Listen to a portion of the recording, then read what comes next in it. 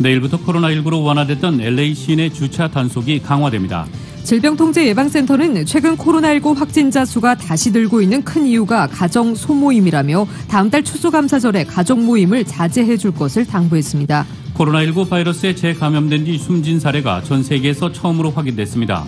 감염 뒤 생긴 면역과 항체의 지속성 여부를 놓고 논란이 일 것으로 보입니다. 내일 예정됐던 2차 TV 토론은 무산됐지만 트럼프 대통령과 조 바이든 민주당 대선 후보는 각각 TV 문답 행사를 통해 유권자를 만날 예정입니다. 유타주에서 여고생들이 트럼프 대통령을 지지하는 문구가 담긴 모자를 쓴 남학생을 폭행해 경찰의 조사를 받는 일이 벌어졌습니다. 에이미 코니 베럿 연방대법관 지명자의 상원 인준 청문회는 다양한 현안에 대한 질의와 답변이 오갈 것이라는 기대를 충족시키지 못하고 있다는 지적이 제기됐습니다. LA 총영사관을 대상으로 한 한국국회 외교통일위원회 국정감사가 어제 온라인으로 개최된 가운데 LA 총영사관에서 벌어진 국정원 직원 강제추행 사건에 대한 영사관 측의 미흡한 대응이 도마에 올랐습니다. 코로나 팬데믹이 장기화돼 주민들이 집에서 보내는 시간이 늘어나면서 최근 남가주에서 한인들의 주택과 콘도 리모델링 문의가 늘어난 것으로 나타났습니다. 베버리 힐스시는 다가오는 할로윈 행사에 코로나 바이러스의 추가 감염을 방지하기 위해 트릭 오 트릿을 금지했습니다.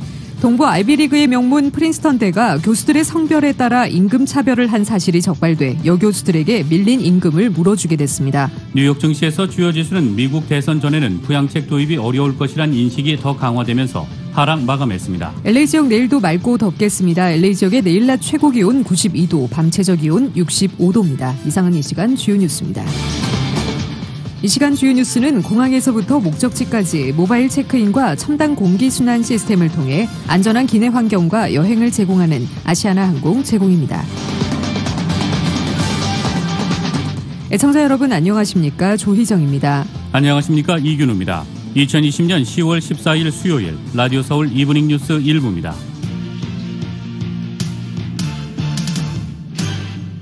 일부 첫 소식 전해드리겠습니다.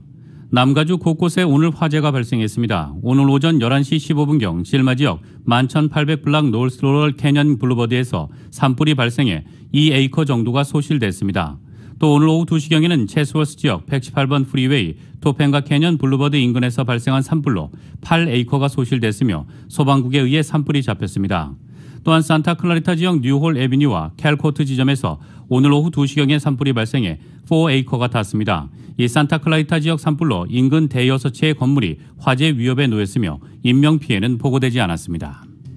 15일부터 코로나19로 완화됐던 LA 시내 주차 단속이 강화됩니다. LA시는 거리 청소, 버려진 차량, 밤새 주차한 차량, 출퇴근 주차 금지 사인이 붙은 거리에 주차한 차량, 그리고 등록 만료된 차량에 대한 주차 단속과 압류 조처를 내일부터 재개합니다. 차 안에 사람이 살고 있는 경우는 차량을 몰수하지 않는다고 밝혔습니다. LA시는 또 만료된 특정 지역 주차 허가증에 대한 단속도 실시합니다. 코로나 사태로 지난 8월부터 LA 시내에서 주차 단속 완화 조처가 연장되면서 주민들은 주차 단속 위반 벌금의 부담을 덜 수 있었습니다.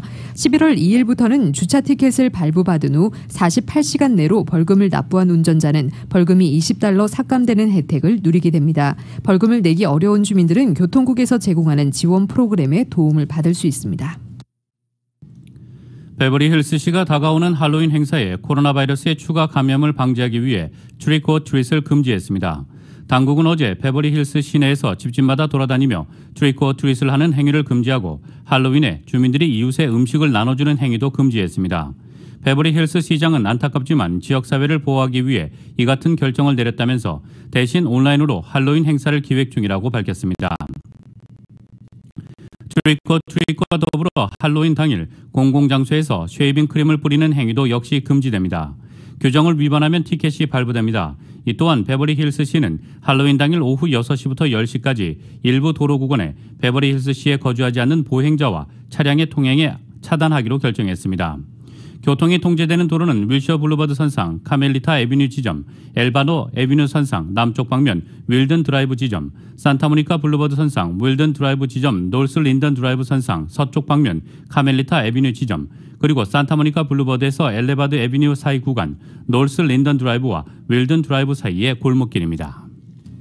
LA 총영사관을 대상으로 한 한국국회 외교통일위원회 국정감사가 어제 온라인으로 개최된 가운데 LA 총영사관에서 벌어진 국정원 직원 강제 추행 사건에 대한 영사관 측의 미흡한 대응이 도마에 올랐습니다. 관련 소식 정현호 기자가 보도합니다. LA와 뉴욕 총영사관, 유엔 대표부, 캐나다 대사관을 대상으로 한 한국국회 외교통일위원회 합동 국정감사가 13일 오후 온라인으로 열렸습니다. 올해 국정감사는 코로나 사태로 인해서 해외 국감을 포기하고 화상으로 대체했습니다. 송영길 외통위위원장을 필두로 더불어민주당의 윤건영, 이상민 의원, 국민의힘 정진석, 박진, 태영호 의원 등이 질의를 맡았습니다. 어제 국정감사에서는 국정원 직원의 현지 계약 직원 강제 추행 사건에 대한 LA 총영사관의 미흡한 대응이 도마에 올랐습니다. 국민의힘 정진석 의원입니다. 지난 6월 LA 총영사관에서 국정원 소속 부영사가 영사관 내 현지 직원을 강제 추행한 사건이 있었지요? 예, 그렇습니다. 국정원 직원인데 사건 발생 1개월 동안 가해자에 대한 자체 조사도 전혀 벌이지 않았고 별다른 징계 절차도 밟지 않았고 그냥 7월 말에 복귀 조치시켰습니다. 맞습니까? 가장 중요하게 생각한 것은 두 사람 사이를 분리를 해가지고 접촉을 하지 않도록 하고 2차 피해가 일어나지 않도록 최선을 다하는 그런 아니 제가 볼 때는 이 합당한 자체 조사가 후속적으로 이루어졌는지 매우 의문이 듭니다. 국민연대는 또 몰래 덮은 것으로밖에 보이지가 않습니다. 이때가 어느 때입니까? 뉴질랜드 공관 성추행 사건으로 강경화 외교부 장관이 엄중한 대응을 강조한 시점 아니겠습니까? 올 상반기에 LA에 부임한 박경재 LA 총영사의 활동이 너무 미미한 것 아니냐는 따가운 지적도 나왔습니다. 5월 부임한 이후부터 9월까지의 활동보고 내역을 살펴봤는데 각종 행사, 오만찬 참석, 한인사회 취임인사 면담 등이 대부분입니다. 문화외교, 공공외교는커녕 경제통상 분야의 외교활동, 정무적 외교활동 등은 전혀 찾아보기 힘듭니다. 지난해 11월 부임한 장원삼 주 뉴욕 총영사의 활동 내역과 확연히 차이가 많습니다. 장원삼 주 뉴욕 총영사의 활동을 잘 참고해 주시기 바랍니다. 아시겠습니까? 예, 의원님 말씀대로 참고를 해서 열심히 노력을 하도록 하겠습니다. LA 총영사관이 코로나 바이러스 팬데믹 속에 교민들에게 보다 구체적인 지원을 해달라는 주문도 나왔습니다. 지금 저희 관할 지역에는 약 50만 명의 확진자와 2만 명의 사망자가 있습니다. 아니 확진자 상황은 공식적으로 발표되는 거니까 그건 그렇다 치더라도 지금 우리 총영사관에서 할 일은 교민들이 실제 있는 물적 인적 피해나 여러 가지 어려움이나 또 기업 활동이나 영업 활동이나 또 교민 사이 커뮤니티에 어떤 지장이 발생을 하고 있잖아요. 그런 걸 파악을 하고 계셔야죠.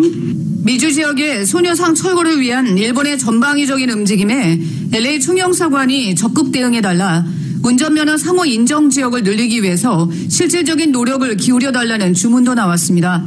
라디오 서울뉴스 정현호입니다. 오픈뱅크가 설립한 비영리 단체 오픈청지기 재단이 오늘부터 2020년도 오픈청지기 프로그램에 내일부터 2020년도 오픈청지기 프로그램에 신청을 받습니다. 올해로 10년째를 맞이하는 오픈청지기 프로그램은 오픈뱅크와 오픈청지기 재단이 매해 실시하는 비영리 단체 지원 프로그램입니다. 오픈청지기 프로그램은 오픈뱅크 지점이 위치한 남가주와 북가주 그리고 지난해 처음 지원 신청을 받았던 텍사스주에서도 올해 지원단체 모집에 나섭니다. 신청 마감은 오는 11월 25일이며 올해에는 코로나 사태로 인해 우편으로만 서류를 접수합니다. 수혜자 심사 과정도 현장 방문보다는 전화와 화상 등 다른 경로로 지원단체와 소통해 지원 프로그램이 커뮤니티와 어느 정도 연관성이 있고 도움이 되는지를 체크합니다.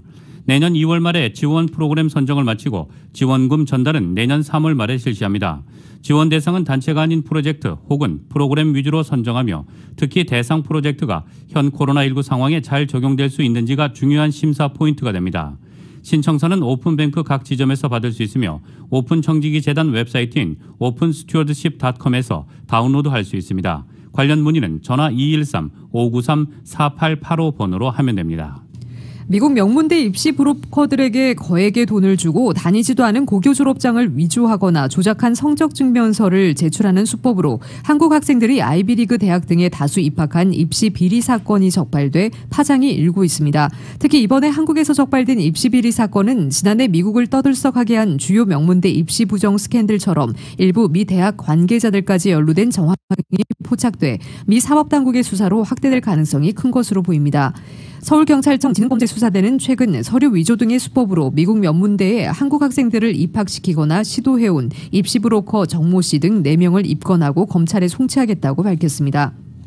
일부 공개된 수사 결과에 따르면 정모 씨 등 입시 브로커들은 지난 2016년과 17년 성적 및 졸업 증명서를 조작하는 수법으로 한국 학생 3명을 아이비리그 사립대 하나인 컬럼비아대 그리고 뉴욕대에 입학시켰습니다. 이 같은 수법으로 대학에 입학한 학생 중 1명은 특히 조기 유학으로 미국에서 고교를 졸업했는데도 마치 한국에서 과학고를 졸업한 것으로 서류를 위조해 제출한 것으로 드러났습니다.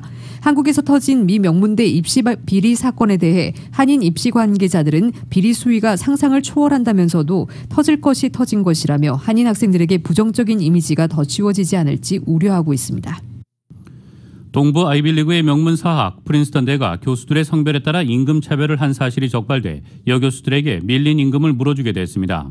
뉴욕타임스에 따르면 노동부는 지난 2012년에서 2014년 여성 정교수들의 임금에 초점을 맞춰 남녀 교수들의 임금 격차를 조사한 결과 여성 106명이 남성에 비해 적은 임금을 받은 사실을 적발했습니다.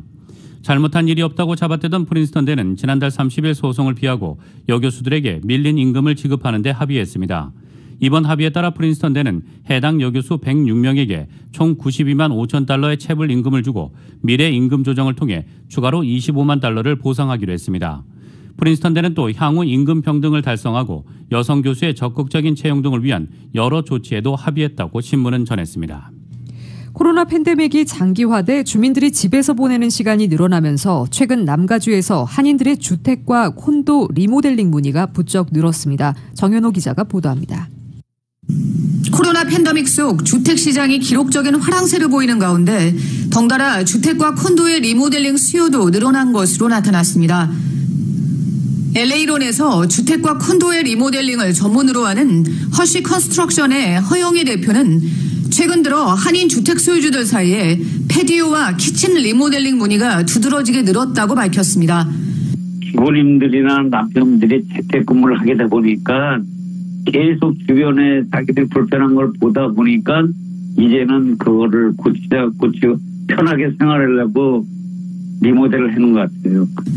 노후화된 것도 새로운 시설로 하고 싶어하고 편하게 거기서 생활하려고 그 패디오를 개조하는 분이 많고 재택근무에 들어간 가장이나 맞벌이 부부 또 여기에 온라인으로 집에서 수업을 듣는 자녀들까지 집에서 많은 시간을 같이 보내다 보니 집에 패디오를 손봐 거실의 익스텐션으로 사용하려는 경우가 늘었다고 합니다.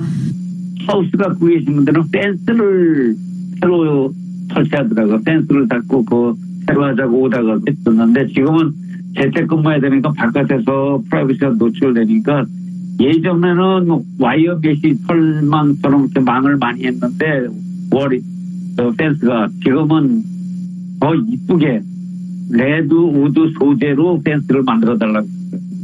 또 코로나 팬데믹으로 가정에서 주방 이용이 부쩍 늘면서 주방도 이참에 현대식으로 개조하고 주방을 오픈 레이아웃으로 바꿔 내부 공간을 넓게 활용하려는 한인들이 많아졌다는 것입니다.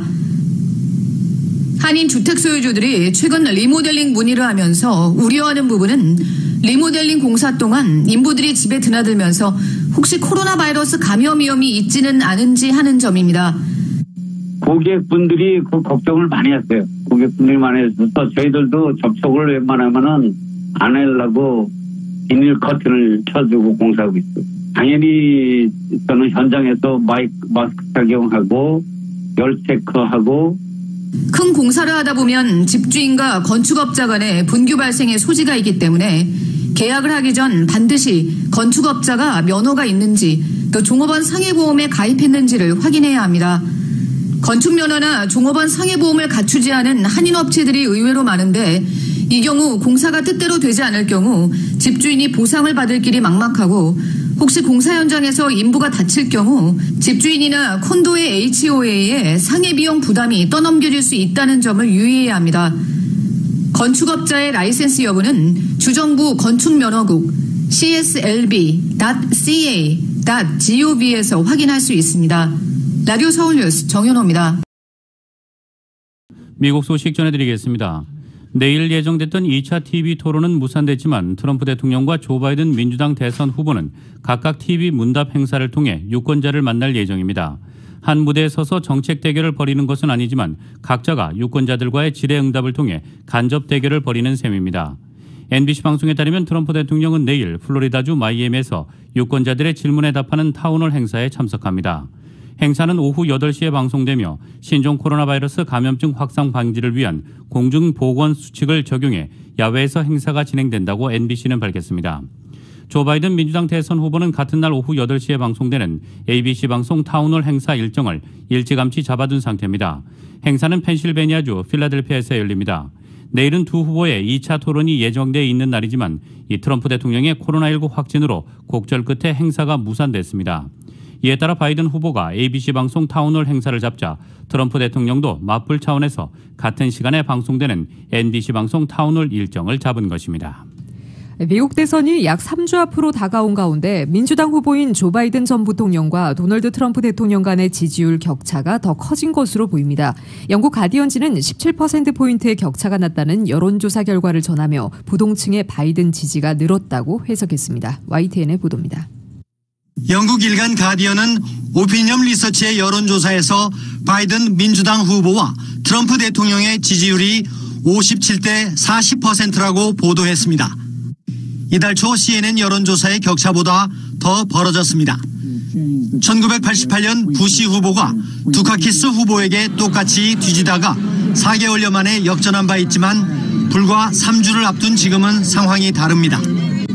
부동층 유권자의 바이든 후보 지지율은 9월 이후 5%포인트 더 늘어났습니다. 베럿 미국 연방대법관 지명 논란과 미숙한 코로나 대응, 대선 TV 토론 등이 격차를 벌린 요인으로 평가됩니다. 두 후보는 유세전을 이어갔습니다. Remember last 4 years ago they said women will never vote for him. I said, why am I so bad? They said the women will never vote. Then I got 52%. It's time to bring everybody along, no matter your race, your age, your gender, your ethnicity, your sexual orientation, or your disability. It's time to unite America. 4년 전 트럼프에게 투표했지만 반대로 돌아선 유권자 가운데 62%는 잘못된 코로나 대응을 지적했습니다. 47%는 트럼프의 개성과 행동 때문이라고 응답했습니다. 이번 대선은 투표 방식이 큰 변수입니다.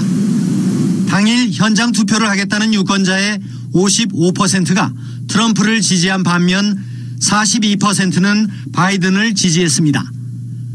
반대로 우편 투표를 하겠다는 유권자의 75%가 바이든을, 22%는 트럼프를 지지한다고 응답했습니다. 가디언은 개표 초반에 트럼프가 승리를 선언하는 이른바 붉은 신기루가 나타날 수 있다고 봤습니다.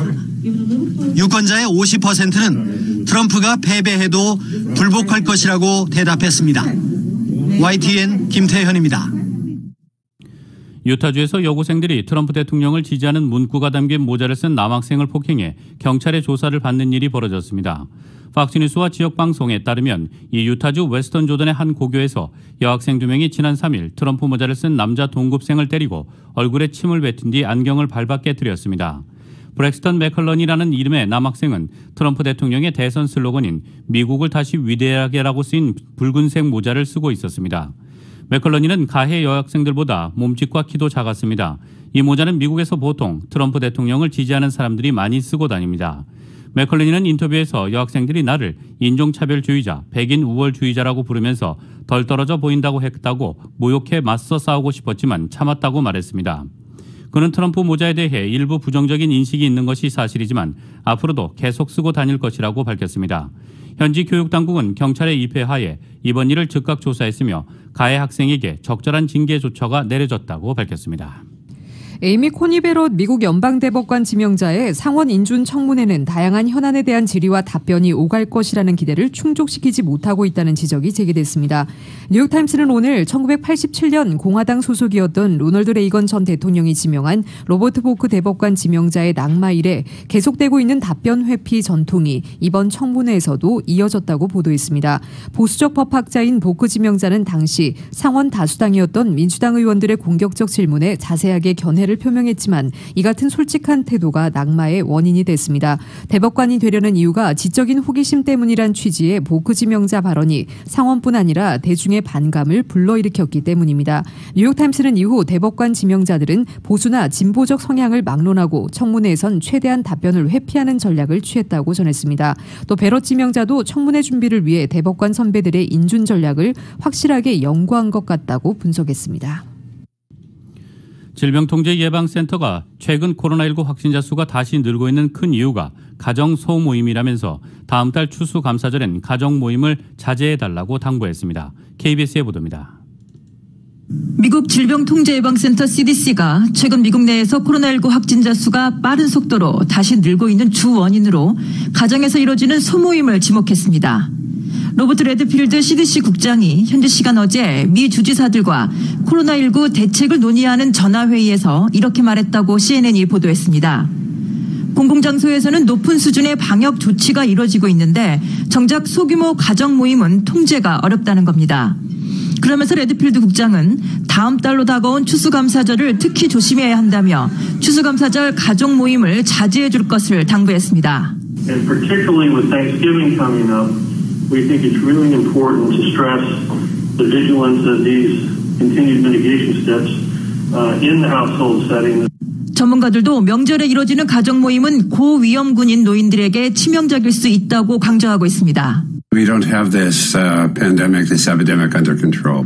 미국의 최근 일주일간 코로나19 하루 평균 신규 확진자 수는 5만 1,000여 명. 한 달 전과 비교하면 50% 가까이 증가했습니다. 입원 환자도 늘고 있습니다. 현지 시간으로 어제 3만 6천여 명이 입원했는데 지난 8월 말 이후 가장 많은 수치입니다. 뉴욕에서 KBS 뉴스 한보경입니다. 코로나19 바이러스에 재감염된 뒤 숨진 사례가 전 세계에서 처음으로 확인됐습니다. 감염 뒤 생긴 면역과 항체의 지속성 여부를 놓고 논란이 일 것으로 보입니다. YTN의 보도입니다. 코로나19에 재감염된 뒤 숨진 사례는 네덜란드에서 발생했습니다. 의학저널 임상 감염병이 지난 9일 논문에 발표한 사례로 코로나19 재감염으로 인한 세계 첫 사망 사례입니다. 사망한 89살의 이 여성은 기저질환으로 악성 림포종을 앓고 있었습니다. 이 여성은 올해 초 코로나19 확진 판정을 받은 뒤 입원 치료 5일 만에 기침과 고열 등의 증상이 호전돼 퇴원했습니다. 이후 59일 뒤 지병은 림포종을 치료하던 중 고열과 기침, 호흡곤란 증세를 호소하다 두 번째 코로나19 확진 판정을 받게 됐고 이후 상태가 악화돼 2주 뒤 결국 숨졌습니다. 연구진은 두 차례 감염에서 유전적 구성이 각기 다른 바이러스가 검출된 것으로 봐서 재감염이 확실하다고 판단했습니다.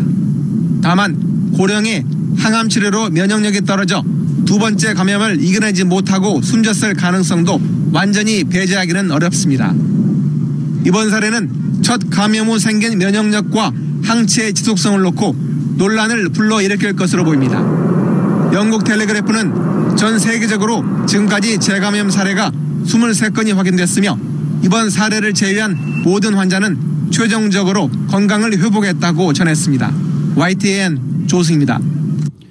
워싱턴에서는 한미 두 나라 국방장관이 참여하는 연례 안보회의 SCM 회의가 열렸습니다. 전시작전권 전환 문제 등 한미 간 주요 현안 등이 논의됐습니다. 에스퍼 장관은 한미일 세 나라 간의 방위 협력도 논의하겠다고 밝혔습니다. KBS의 보도입니다. 미 대선을 20일 앞둔 상황인 만큼 새로운 계획과 논의보다는 안보 환경에 대한 평가와 현안 점검에 초점을 맞춘 듯해 보였습니다.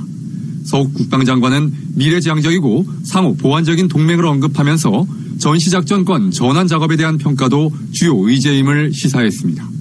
더불어 전작권 전환을 위한 한미 간의 노력을 함께 평가하고 향후 추진 계획을 논의함으로써 전작권 전환의 조건을 조기에 구비하여 한국군 주도의 연합방위 체제를 빈틈없이 준비하는 데 함께 노력할 것입니다. 에스퍼미 국방장관은 70년 한미동맹의 의미를 평가하는 와중에 두 나라가 이제 자유롭고 개방된 인도태평양을 유지하기 위해 전념하고 있다고 했습니다. 그러나 미국이 추진 중인 인도태평양 지역의 안보협의체로 미국과 호주, 일본, 인도가 참여한 이른바 쿼드를 언급하진 않았습니다. 대신 한미일 세 나라의 안보 협력을 언급했습니다. Additionally, we will discuss the regional security environment, including a commitment to continue U.S., ROC, Japan trilateral defense cooperation. 방위비 부담이 미국 납세자에게 불공평해선 안 된다고도 했습니다. 두 나라 국방장관은 이에 앞서 한국전 참전기념공원을 찾아 헌화식을 갖고 동맹의 의미를 기렸습니다. 한미 양국은 코로나19 상황에서 대면 회의를 연 것만으로도 양국 동맹의 중요성을 상징한다고 의미를 부여하고 있습니다. 한편 오늘 SCM 회의 이후 예정됐던 양국 국방장관의 공동 기자회견은 3시간 전 취소됐습니다. 미국 측의 요청에 따른 것으로 전해졌습니다. 워싱턴에서 KBS 뉴스 김철영입니다. 북한이 열병식에서 공개한 대륙간 탄도미사일에 대해 미국은 시험 발사가 중요하다며 북한은 최근 2년간 시험 발사를 하지 않았다는 점을 강조했습니다. 폼페이오 국무장관이 한 말인데 미사일의 성능을 확인하는 시험 발사가 없었던 만큼 미국의 대북 정책이 성공적이었다고 자평했습니다. KBS의 보도입니다. 북한이 당창건 기념 열병식에서 공개한 대륙간 탄도미사일과 잠수함 발사 탄도미사일입니다. 부쩍 커진 덩치에 다탄두 기능까지 갖춘 것으로 추정되면서 위협적이란 분석 나오고 있습니다. 폼페이오 미 국무장관은 북한이 공개한 미사일이 위협적인가라는 질문에 미사일 개발은 성능이 확실한지 알기 위해 시험을 하는 게 중요하다고 말했습니다. It's important to know that when a nation builds out its missile program, the most important thing they do to make sure that it's actually functional is to test those missiles.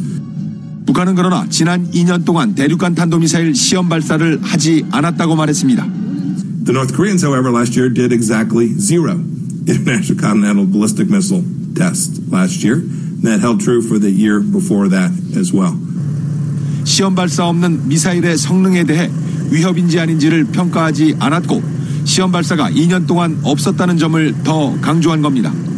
미국에 대한 위험이 확실히 감소한 만큼 미국의 대북 정책이 성공적이라는 겁니다. So the agreement, the understandings, albeit not achieving our ultimate objective in North Korea, has certainly led to reduced risk from the United States. 미국은 그동안 북한의 대륙간 탄도미사일 공개에 정보를 분석 중이라는 국방부 공식 반응 이외에 더 이상 반응하지 않았습니다. 폼페이오 장관도 굳이 대륙간 탄도미사일의 위협 여부를 확실히 하지 않은 채 오히려 2년간 시험 발사 없었음을 강조했습니다. 북한이 더 위협적인 대륙간 탄도미사일을 개발해 공개했고 이는 트럼프 행정부의 대북 정책이 북한의 무기 개발 시간만 벌어준 것 아니냐는 비판이 나오겠습니다. 이에 대한 대응으로 보입니다. 워싱턴에서 KBS 뉴스 김은규입니다.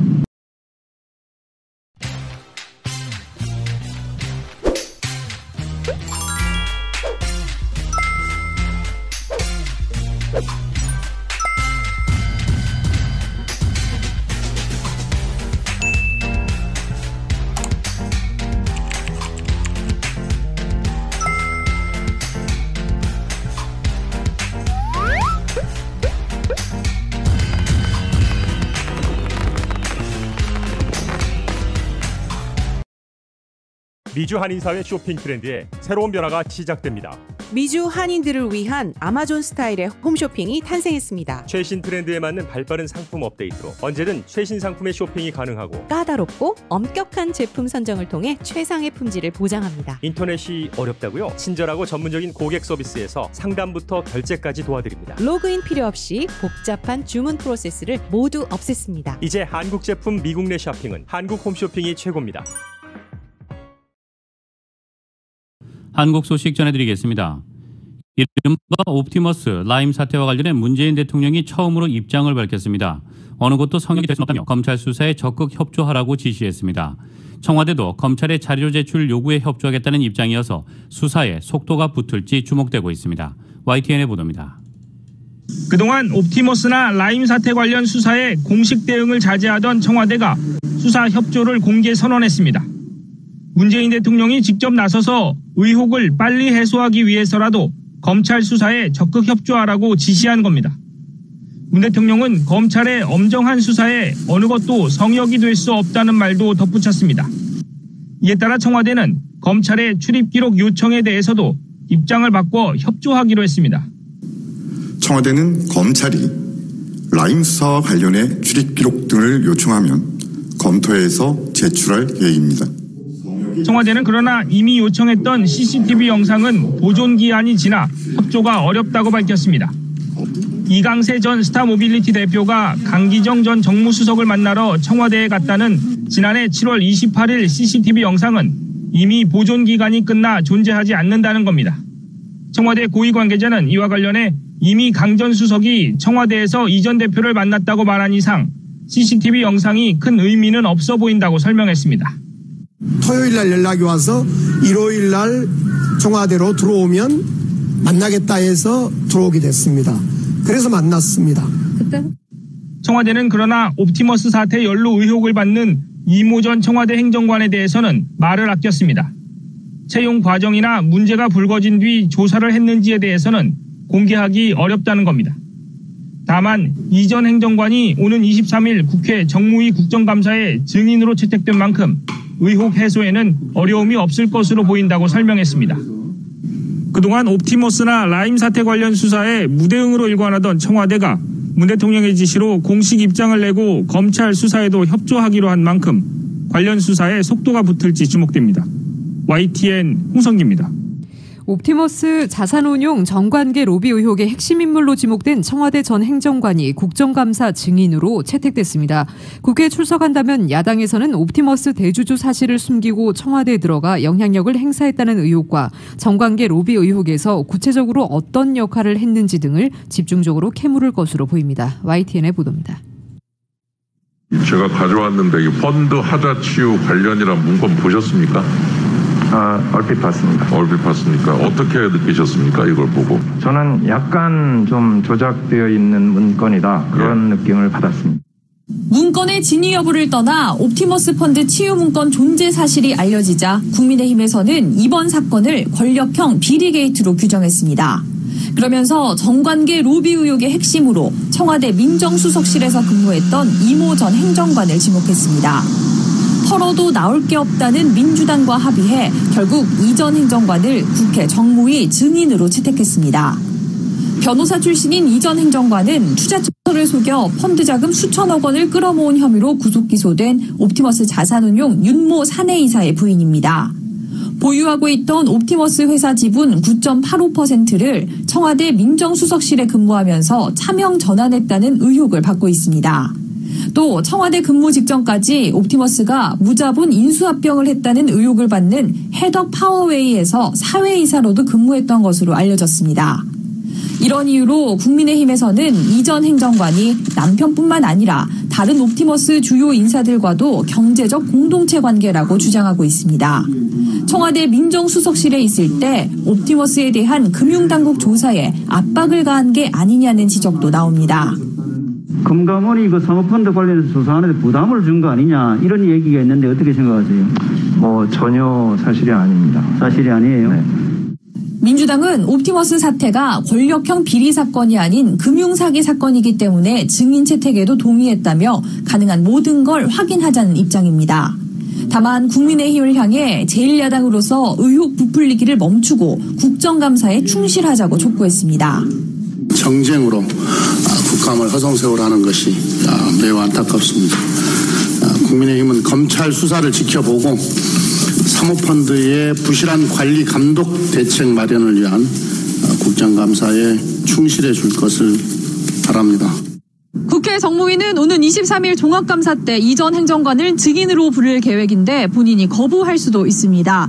따라서 국민의힘이 예상하는 대로 정관계 로비 의혹을 파헤칠 수 있는 장이 되지 않을 가능성도 있습니다. YTN 한현입니다. 김정준 위원장이 당창건 75주년 일정을 마무리하자마자 함경남도 수해 현장을 현지 지도하는 등 광폭 행보에 나섰습니다. 애민 지도자상을 부각하며 체제 결속을 다지는 건데 올 연말까지 이른바 80일 전투에도 총력을 기울이고 있습니다. 계속해서 YTN입니다. 열병식과 경축 행사 등 당창건 75주년 관련 일정이 마무리되자마자 김정은 위원장이 함경도로 달려갔습니다. 지난 태풍으로 큰 피해를 본 북한의 주요 광산지대인 검덕지구입니다. 북한 매체들은 김 위원장이 아직 완전히 복구되지 않은 위험천만한 협곡철길을 달려 멀고 험한 검덕당까지 찾아왔다며 찬양하고 혹심했던 피해 흔적을 말끔히 지워낸 군인 건설자들의 노력을 높이 평가했다고 전했습니다.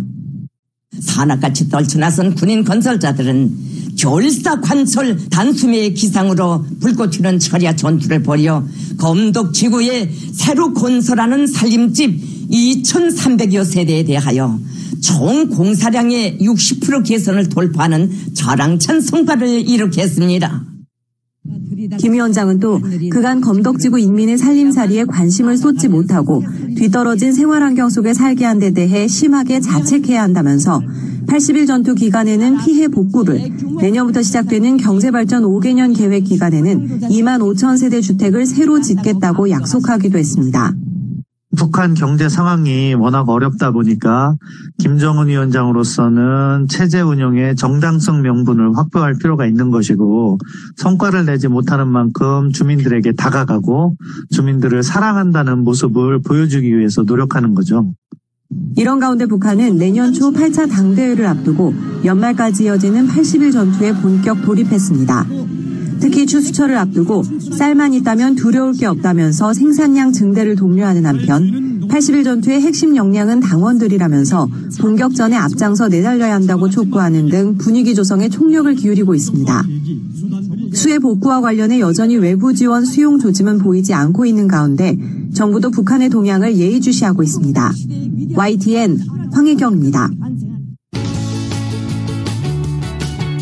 헬스 에브리데이.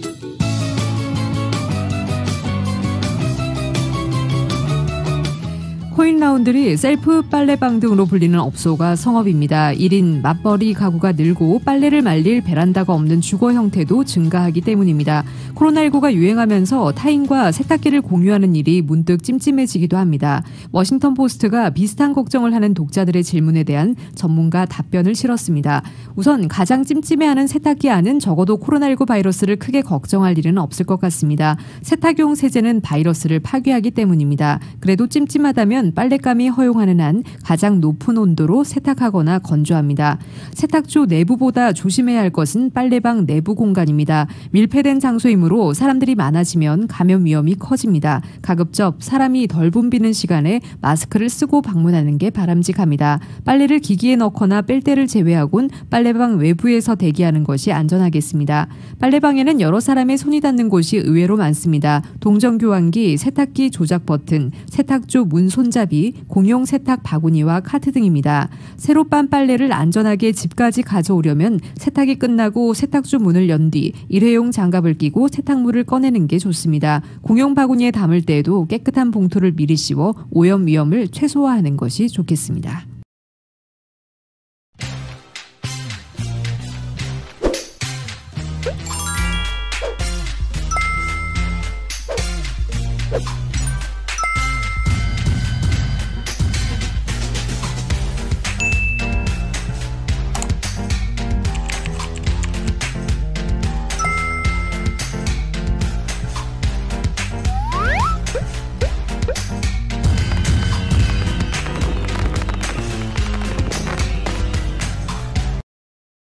미주 한인사회 쇼핑 트렌드에 새로운 변화가 시작됩니다.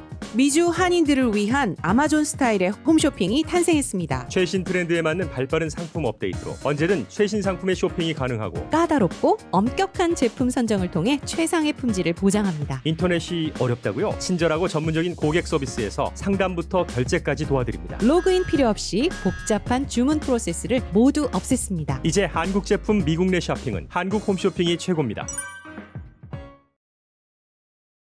뉴욕 증시에서 주요 지수는 미국 대선 전에는 부양책 도입이 어려울 것이란 인식이 더 강화되면서 하락으로 마감했습니다. 오늘 뉴욕 증권거래소에서 다우지수는 전장보다 165.81포인트, 0.58% 하락한 28,514에 거래를 마쳤습니다.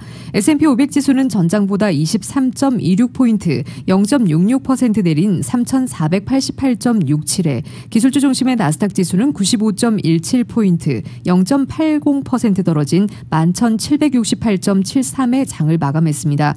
시장은 미국 부양책 협상과 주요 기업 실적, 신종 코로나 바이러스 감염증 확산 상황 등을 주시했습니다. 뉴욕 증시 전문가들은 시장의 낙관론이 유지되고는 있지만 코로나19 상황 등에 따라 취약해질 수 있다고 지적했습니다.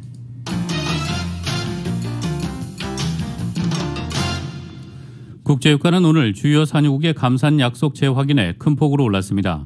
뉴욕 상업거래소에서 11월 인도분 서부 텍사스산 원유는 전날보다 배럴당 2.1% 오른 41.04달러의 장을 마감했습니다. 런던 ICE 선물거래소의 12월물 브렌트유도 현재 2.1% 오른 43.33에 거래 중에 있습니다. 무함마드 빈 살만 사우디아라비아 왕세자와 블라디미르 푸틴 러시아 대통령이 전날 전화통화를 하고 원유 감산 합의의 이행 의지를 재확인했다는 보도가 유가를 밀어올렸습니다. 미국 에너지정보청이 지난주 미 원유 재고가 감소했다는 내용의 통계를 공개할 것이라는 전망도 투자 심리에 긍정적 영향을 미쳤습니다. 국제 금값은 상승했습니다. 뉴욕 상품거래소에서 12월 인도분 금은 온스당 0.7% 오른 1,907.30달러의 거래를 마쳤습니다. 월스트리트의 주요 은행들이 엇갈린 성적표를 내놓고 있습니다. 다만 공통적으로 채권과 주식 등 트레이딩 부문에서 기대 이상의 이익을 낸 것으로 나타났습니다. 글로벌 투자은행인 골드만삭스는 3분기 36억 2천만 달러의 순이익을 냈다고 밝혔습니다. 주당 순이익은 9달러 68센트로 시장정보업체 레피니티브가 집계한 전문가 전망치 5달러 57센트를 크게 웃돌았습니다. 매출은 107억 8천만 달러로 지난해 3분기보다 30% 증가했습니다. 예상을 뛰어넘는 호실적을 내놓은 것은 트레이딩 부문에서만 45억 5천만 달러의 순이익을 창출해 전년 동기보다 29% 급성장한 덕분이라고 분석했습니다. 미국 2위 은행인 뱅크 오브 아메리카는 3분기 순이익이 48억 8천만 달러로 전년 동기보다 16% 감소했다고 밝혔습니다.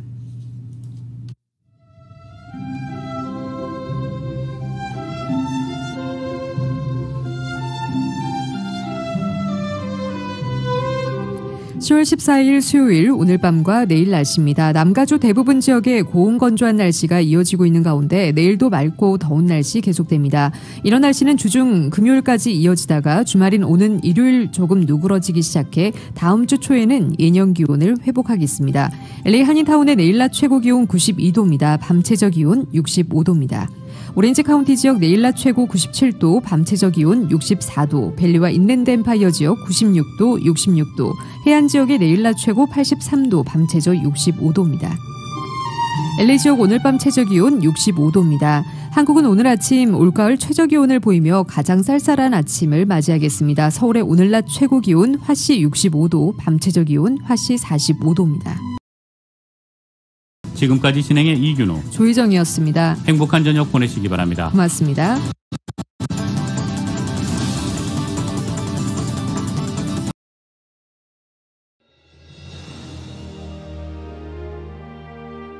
한인 커뮤니티의 소중한 친구이자 생활의 동반자. 라디오 소울이 개국 28주년을 맞았습니다. 1903년 한인들이 하와이에 첫 발을 내디딘 이래로 미주 한인 커뮤니티는 지금껏 쉼없이 성장해 왔습니다. 부딪히고 좌절하고 힘겨울 때 우리에게 가장 큰 힘이 되어준 것은 서로를 향한 격려와 응원이었습니다. 한인 커뮤니티와 더불어 성장한 라디오 소울. 라디오 소울의 28년은 우리의 이민 역사와 맥을 같이 합니다. 세상의 모든 이야기를 담으려는 라디오 소울 방송은 우리가 함께 만드는 우리의 이야기입니다.